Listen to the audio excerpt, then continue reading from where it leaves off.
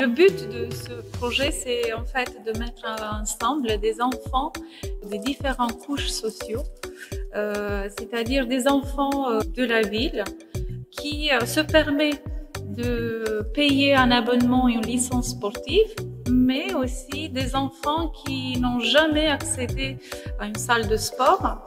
On souhaite créer une équipe, une cohésion sociale à travers le sport.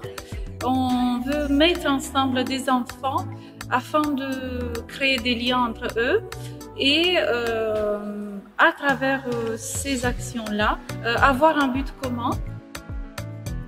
C'est Stéphanie qui m'en avait parlé et du coup quand je les ai accueillis, les enfants ils se sont super vite adaptés. Même les enfants qui avaient au niveau barrière de la langue, qui ne parlaient pas très bien français ou qui ne comprenaient pas ce que je leur disais comme consigne, tu avais tout de suite un des enfants ou plusieurs des enfants d'Adra Kids qui traduisaient ce que je leur disais. Ou juste en regardant, ils arrivaient à reproduire ce que je leur disais de faire, sans forcément comprendre, et ça c'était vraiment très bien. Et après, comme le disait Lunita, ils se sont très vite adaptés. Ils arrivent à jouer avec les autres, ils ne jouent pas que entre eux, ils ne viennent pas que entre eux pour jouer que entre eux. Ils acceptent de jouer avec les autres, les enfants issus du club.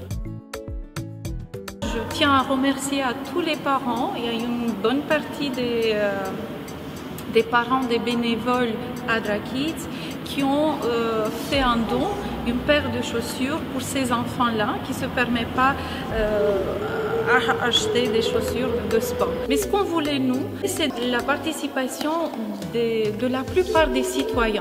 C'est-à-dire que pour nous, ça compte beaucoup plus une paire de chaussures qui n'est pas tout à fait neuve, mais qui est donnée par un parent d'un enfant qui est participant, qui est coéquipier dans le cadre de cette équipe-là.